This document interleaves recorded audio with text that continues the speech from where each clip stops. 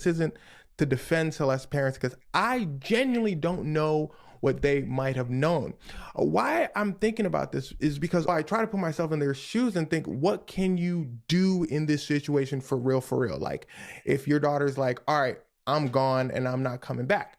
Like, I can't like handcuff her to the bed. Like, I could ground her, I guess, but when she goes to school, she's gonna leave, like Celeste actually did. Like, she was supposed to go to school and then she actually just went to David's place. All right. That's a good point. Still, again, I will air your business out if you do not leave my child alone. I don't care. I'm gonna ruin your fucking career if you do not send that girl back home and leave her the fuck alone. It's that simple. Ain't no amount of money you're gonna be able to pay me. Like, no, you're a grown ass man fucking with a little girl. Leave my child alone, or your shit getting put on the internet. Simple. So it's been a while. So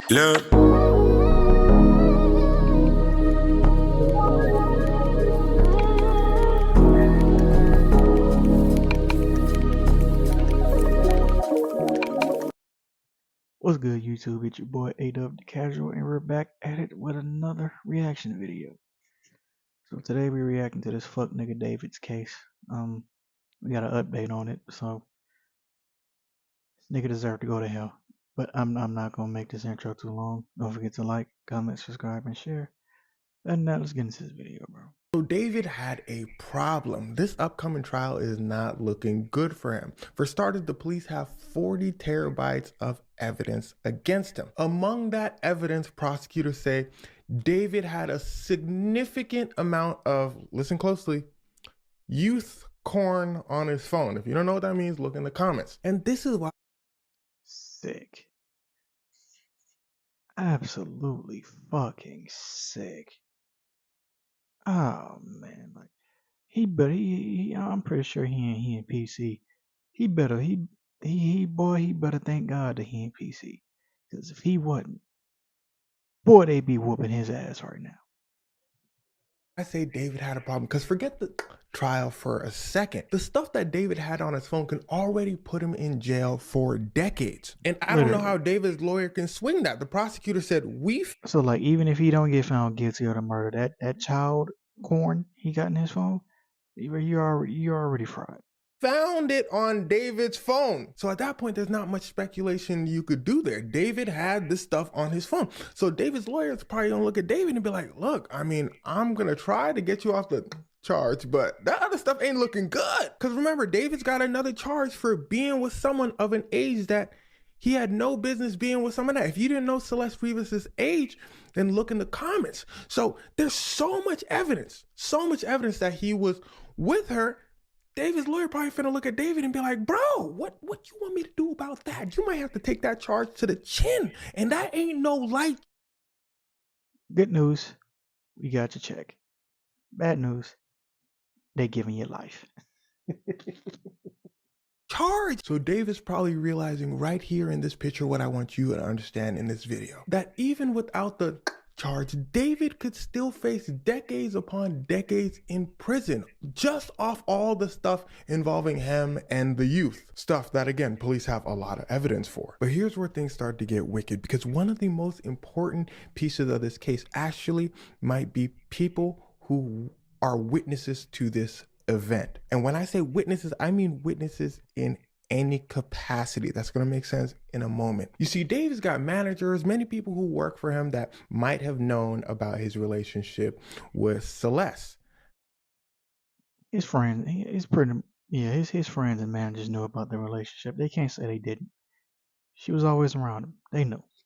That's a problem for them. In fact, David's manager came out and said a while back, he said, look, I don't know nothing about this. All right, y'all got to leave me alone on the internet. Y'all be making stuff up. There's an email of me out there, someone saying that I knew about David's relationship. That's cap. Well, that email got leaked. So it says there's been talk that the artist David possibly has something to do with the disappearance of Celeste Rivas.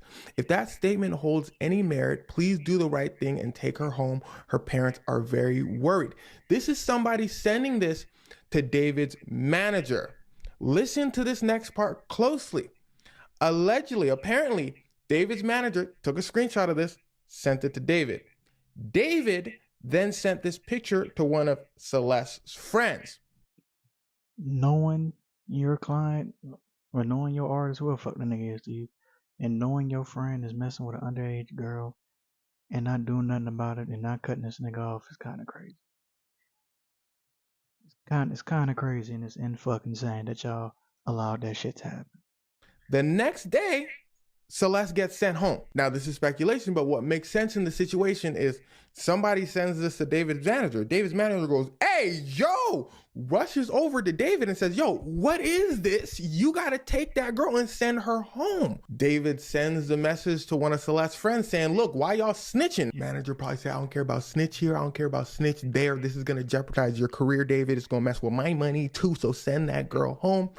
David probably sent her home. Now, remember, I said David sent this screenshot, this email to one of Celeste's friends. So that's probably the person that leaked this out saying, oh, David's manager over here capping, David's manager lying, like he never got an email. Well, I have the screenshot of the email, so I'm going to send it out. Police probably looked at this email. They said, would you look at that? David's manager most likely knew about David's situation with Celeste. Manager, his friends, and his family, and her family. Everybody knew, and didn't do nothing about it. If they would have did something about it, this girl would still be alive right now, and this nigga would have been behind bars. Simple. That's illegal, but more importantly, that's a witness to the events. So they can go over to David's manager and get information from him. How do you get information from somebody? You say, hey, look, I got you doing something illegal over here. Why don't you tell me everything you know, or you go to jail? Now, nobody knows exactly what David's manager knows, except most likely the police. But let me mention this next part to you. The day of Celeste getting, David had an album release party. It was the day of or the next day. So his managers were in his house. And remember, police say that David lured Celeste to his house. You know how saying, evil hey, you gotta come over. be? You know how evil you gotta be to do some shit like that the day of or the day after? Or the day of or the day before your album release party and then go on with life like shit didn't happen? It's fucking wild when you really think about it. Like, that's pure fucking evil. It's fucked up, bro. I need to talk to you about something. So she was around his house. The managers were around his house, meaning managers probably were there while Celeste was there. That doesn't mean they saw her getting, but it means they might have information. And if David's managers have any information, you know they giving it to police ASAP. They finna snitch. They don't want to be associated with David at all at this point, I'm sure. On top of all of this, yes, there's more. They wiretap David, meaning they recorded David while he's probably snitching on himself. If it's in the evidence, that means it's relevant to the case. He was saying something that they got him. Ooh, he's in trouble. And this isn't all the evidence. This is just basically a sprinkle of what the prosecutors were giving out. But let me be clear that the prosecutors are supposed to big up themselves. They're supposed to make it look like David has no chance. And from what they said, I mean, it really looks like David has no chance. But I've seen prosecutors screw up the easiest looking cases. Like, even though their evidence seems super solid, again, the defense, even if they don't get him on a murder, they already got him on child corn. So he's done. Yeah, it's just GG's for Buddy.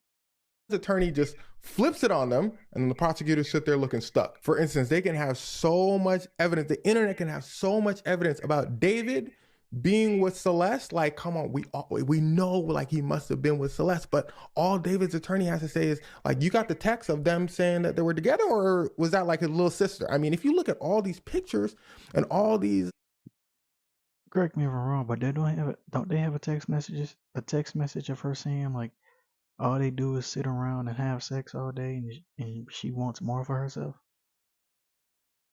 That message alone proves that he was having sex with an underage girl.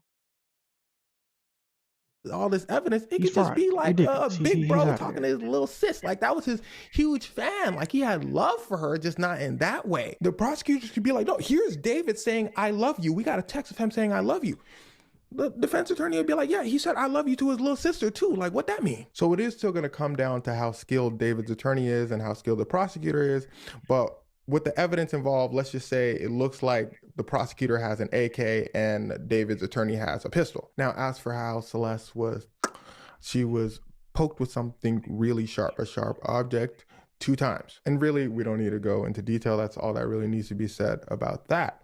I want to go to Celeste's parents real quick. There have been people that have come out and said that charges should be brought against Celeste's parents. But what I do want to say is people genuinely have no idea what Celeste's parents' role was in this situation. From all I've researched about this case, it's honestly my opinion that Celeste's parents just couldn't control her. I mean, think of No, you fix that. You threaten to air their business out. That's how you solve that.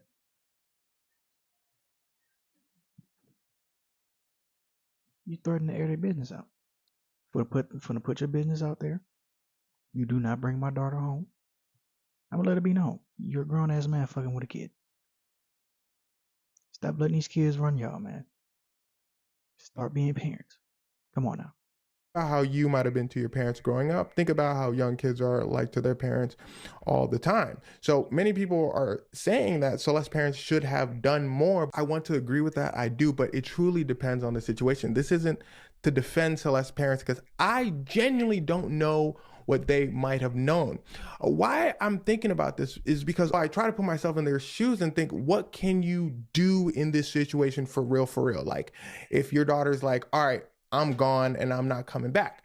Like I can't like handcuff her to the bed. Like I could ground her, I guess, but when she goes to school, she's gonna leave. Like Celeste actually did. Like she was supposed to go to school and then she actually just went to David's place. All right. That's a good point.